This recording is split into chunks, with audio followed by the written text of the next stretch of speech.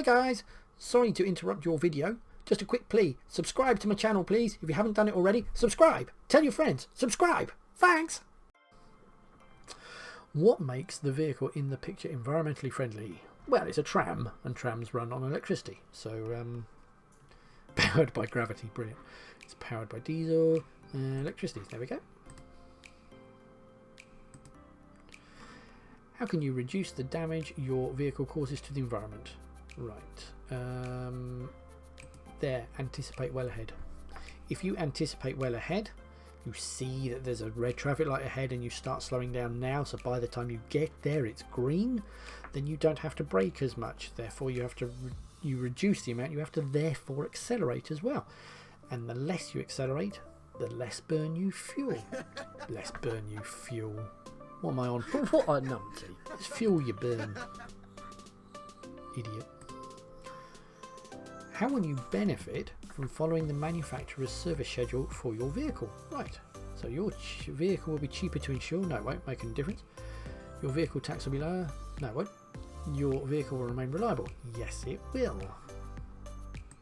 Because things that might wear away have been replaced and looked after and just nicely maintained, it's unlikely to break on you. So your vehicle will be more reliable. You service your own vehicle, which you can.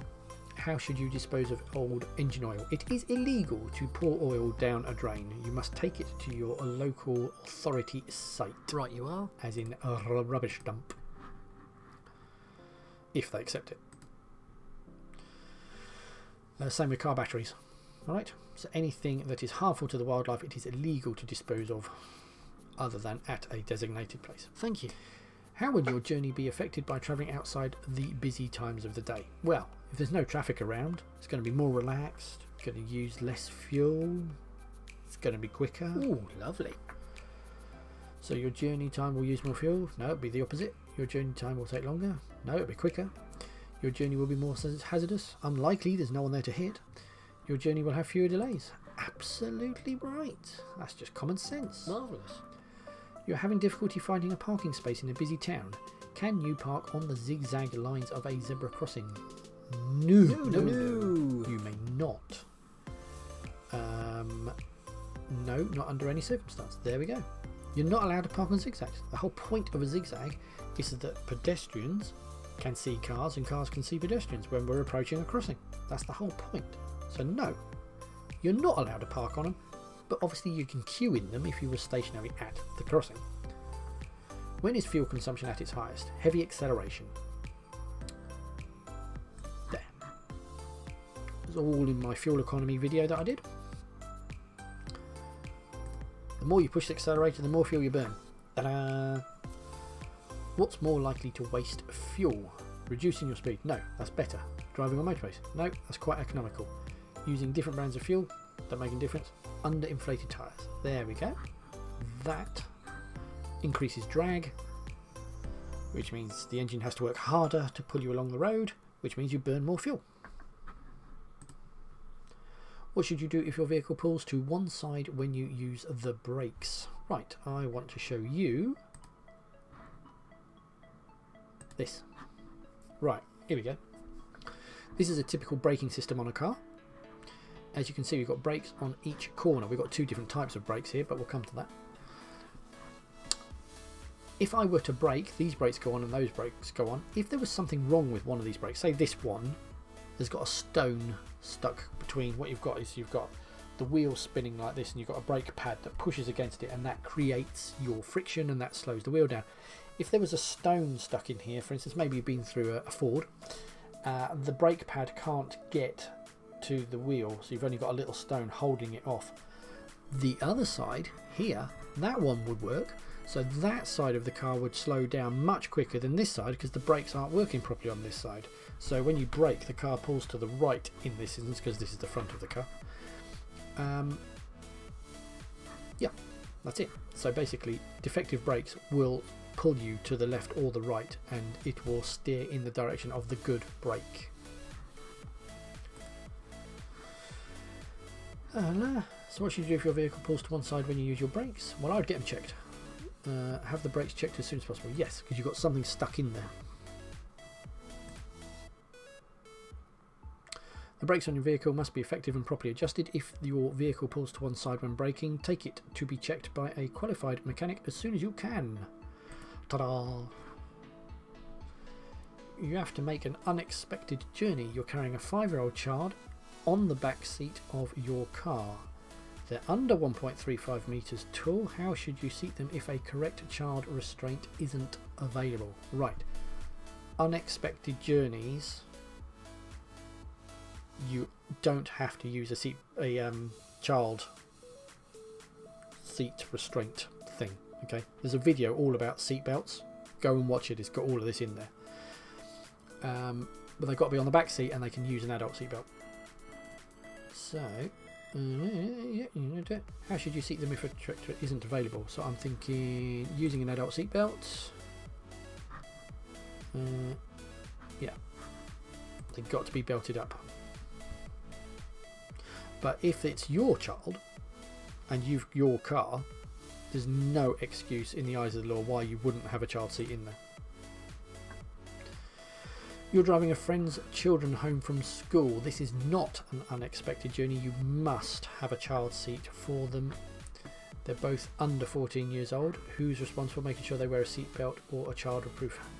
They're under 14. As I said before, you are the driver.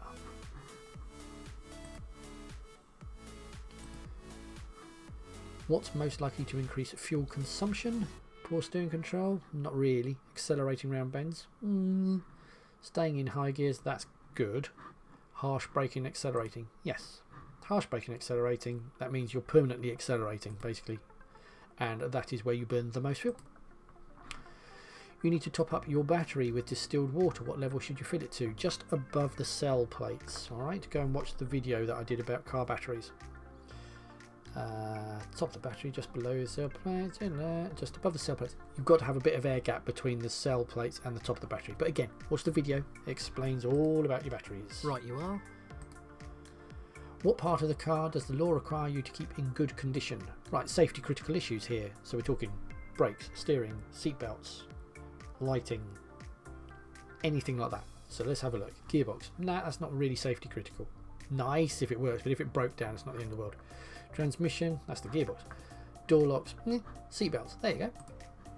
Safety critical issue, so it's got to be that. Thank you. Unless exempt, you and your passengers must wear a seatbelt or suitable child restraint. The seat belts in your car must be in good condition and working properly. They are checked during an MOT test. They are. What does it mean if your vehicle keeps bouncing after you sharply press down and release on the bodywork over the wheel? Right. Suspension, done a video on that. It means that your shock absorbers are broken. There. You have a spring that holds up the car. So that sits between the car body and the wheel. When the body goes down, the spring compresses, but there's a shock absorber in the middle that stops the spring from just bouncing up and down. So you go down and then it goes tight like that. But if the shock absorber is broken, then it'll go down. It'll just keep going up and down like this. So your car will just bounce up and down. That's all that happens. So your shock absorbers are worn if you'll continue to bounce. But watch the video on suspension. You want to put a rear-facing baby seat on the front passenger seat. What must you do if the passenger seat is protected by a frontal airbag? You must disconnect it, otherwise that child is being thrown into the chair if the airbag goes off. So you must deactivate the airbag. You can have a rear-facing baby seat on the back, but if it's in the front, you must switch the airbag off. The fluid level in your battery is low. What fluid should you use to top it up?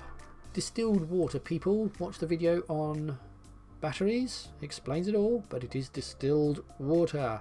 You don't want any